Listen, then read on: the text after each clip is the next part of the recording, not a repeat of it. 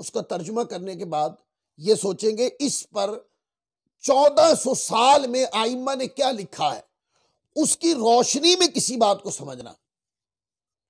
इसको कहते हैं राह सिरातुल मुस्तकीम की पैरवी करना, कि एक माना है वो मारूफ है और वो 1400 साल में आइम्मा इल्म के यहां मुरव्वज भी रहा, मुतदावल भी रहा किताबों में। लिहाजा आज कोई बंदा कुरान पाक की आयत पढ़कर ज़हनी तौर पर कोई माना घड़ेगा तो गुमराह होगा। और फिर ऐसे ऐसे लोग भी बैठे हुए हैं सिखाने के लिए कि जो लोग आइम्मा दीन को बाबा कहकर रद्द कर देते हैं, मोहम्मद अली मिर्जा जैसे नलायक को फाहम लोग। बड़ी लोग सुनते हैं मोहम्मद अली मिर्जा को, सुना है मैंने उसको भी, झूठ की फरवानी है उसकी तबलीग के अंदर और चर्ब बयान है। लोग समझते हैं कि शायद ये मोहम्मद अली मिर्जा की चर्ब बयानी जो है ये सच्चाई है। तो इतनी बड़ा अगर सच्चा स्कॉलर है वो, तो मेरा एक सवाल है, सिवाय एक बंद कमरे के मैंने तो कभी उसको बाहर तबलीग करते नहीं देखा। और फिर झूठ तूफान, एक चीज के बारे में आइम्मा पहले ही मना कर लो, उलामा पहले ही मना कर रहे हैं कि फलां चीज दुरुस्त नहीं है, क्या जरूरत है आपको किताबें उठाकर और इस तरीके से वावेला मचा देना और इंसल्ट करना उलमा की।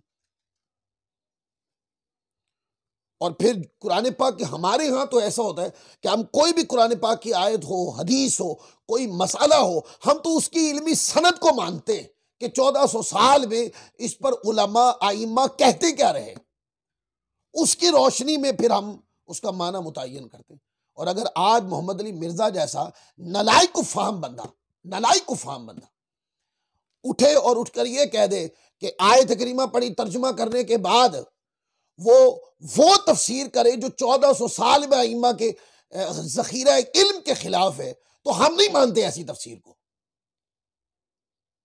वो 4-5 बंदे जो उन्होंने सामने बिठाए हुए होते हैं वो माने, वो सुने इसकी तबलीग और वो माने, गुमराही के रास्ते पे चले। और एक सवाल भी मुझसे किसी बंदे ने पूछा था इसी मिर्जा मोहम्मद अली जेलमी के बारे में।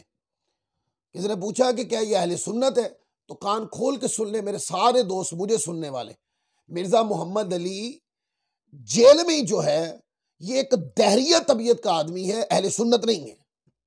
लिहाजा अहले सुन्नत लोग इसको न सुने।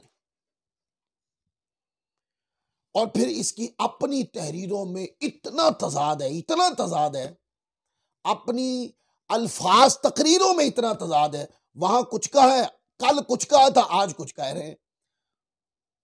तकरीर में कहा था मैं किसी बाबे को नहीं मानता हूं, रिसर्च पेपर के ऊपर इमाम जलालुद्दीन सयूती ने यह कहा, इमाम राजी ने यह कहा, इमाम गजाली ने यह कहा।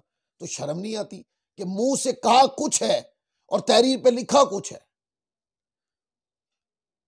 और दोस्तों ये एक बात मेरी अच्छे तरीके से ज़हन नशीन कर लें, आप जब भी किसी को सुने एक चीज ज़हन में रख लें, उन्होंने कोई कुरान पाक की आयत पढ़ी और आयत पढ़ने के बाद उसका तर्जुमा कर दिया।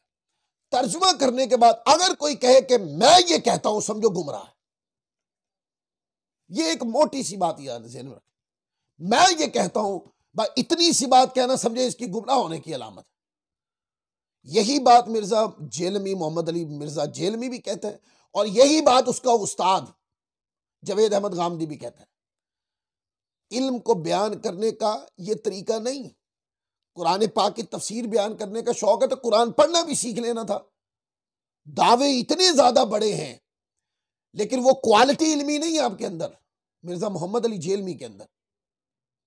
तो मेरी गुजारिश है कि जब भी किसी को सुने, आप कहते हैं हक को बातिल का फर्क क्या है, किसको सुने, तो ये सुने जब भी किसी को देखें कि कोई बंदा कुरान पाक की आयत करीमा को पढ़ रहा है और पढ़ने के बाद उसका तर्जुमा कर रहा है, जब उसकी तफसीर कर रहा है, तो वो नहीं कहता कि मैं क्या कहता हूं, नहीं, वो कहता है इसके ऊपर इमाम राजी ने ये फरमाया, इमाम बगवी रहमतुल्लाह अलैह ने ये फरमाया, इमाम कुर्तुबी रहमतुल्लाह अलैह ने ये फरमाया, इसके ऊपर इमाम इब्ने खाजन ने ये फरमाया, इमाम खाजन ने ये फरमाया।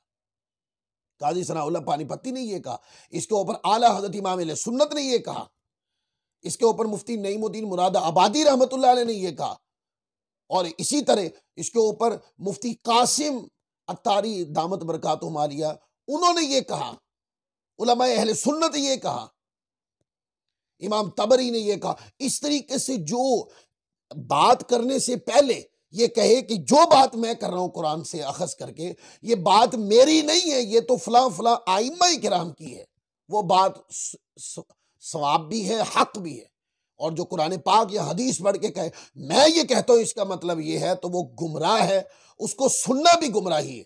और अगर गुमराह होना हो तो फिर मिर्जा जेलमी जैसे और जवेद अहमद गामदी जैसे लोगों को सुने। ये क्या है?